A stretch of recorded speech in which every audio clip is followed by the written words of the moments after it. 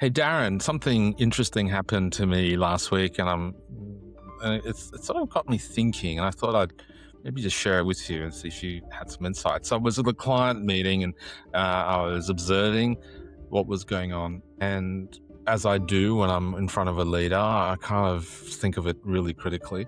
And I noticed the leader was really good. He did everything we would typically ask from a textbook. He opened the meeting really well, and the agenda was very specific. He asked some good questions, and the meeting finished on time, and everybody walked out. But I noticed that, people walked out, people were quieter. It was a classic textbook meeting, but there was something missing. And I just thought, what's missing here? Yeah, I know I observe the same thing. We both, I think, through our careers have had the opportunity to see lots of leaders in lots of different settings. And someone can walk in and kind of like make the room come alive. And other people can be great download of information, but it doesn't seem to create that same kind of spark in people. So how would you describe it? How did you feel and how did you perceive the other people in the meeting were feeling when they left? I think people felt that it was fine. It was okay. They knew what they had to do. There was action items, but there was no heart. There was no kind of energy that came out of it. As a leader, you want to feel at the end of a meeting, people walk away going, yeah, I feel energized. It's incumbent on a leader to create the energy, and it just wasn't there. And it was like, something's missing. Yeah, I absolutely agree. And we've talked about, and I know we share with our clients, and hopefully at least I apply myself and I remember, 30 plus years ago when I first started going down this path, something kind of twigged in my mind.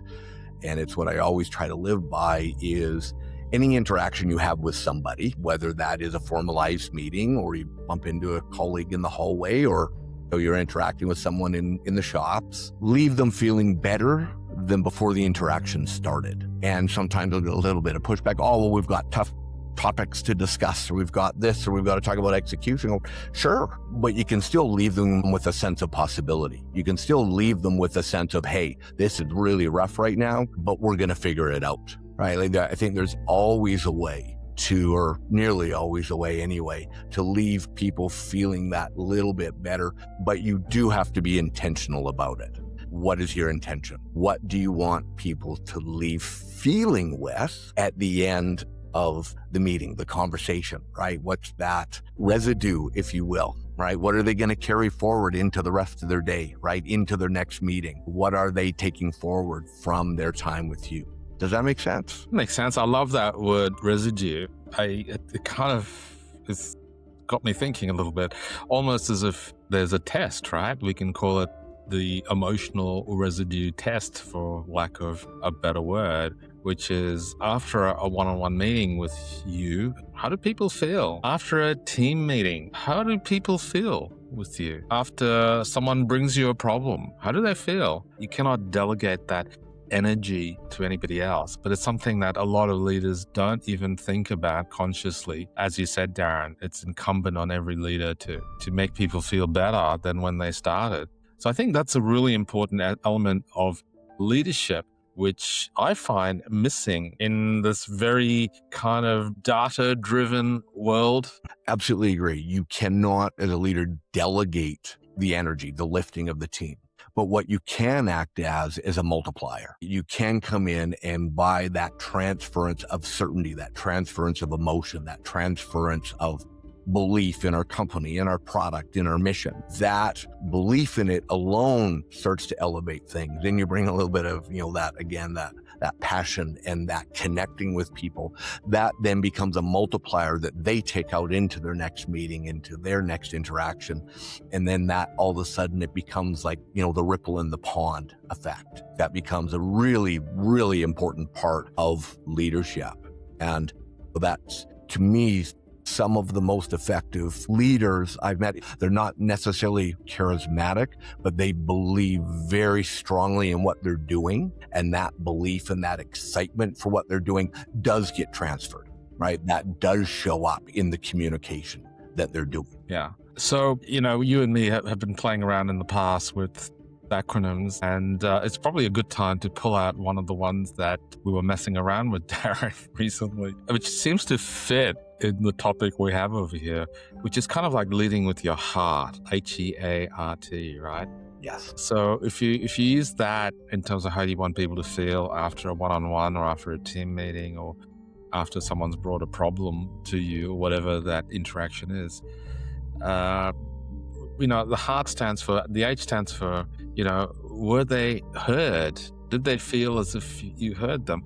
E stands for, were they elevated or energized? A stands for, were they appreciated? Did they feel appreciated at the end of that? R stands for, was the interaction respectful? Did they feel that their ideas, that there's a person were respected? And the T stands for trust and truthful, that people feel the conversation was truthful and trustworthy. So I think that's not a bad acronym to start thinking about. How do you want people to feel as a result of meeting with you? Absolutely. And I think that's just, it's a very powerful, great way of looking at it, in our head, heart, hands, and feet, the leadership accelerator, that heart, that emotional connection, the emotional intelligence part of it is, people want to be heard and people want to be engaged and excited about what they're doing. Okay. So maybe here's the lesson from today, Darren, is do I love your residue, the emotional residue test idea. How do you want people to feel after a one-on-one, after a team meeting, or after they bring a problem to you? So here's the lesson using our HEART acronym. Were they heard? Were they elevated or energized? Were they appreciated? Was it respectful? And was it truthful and trustworthy? Yeah.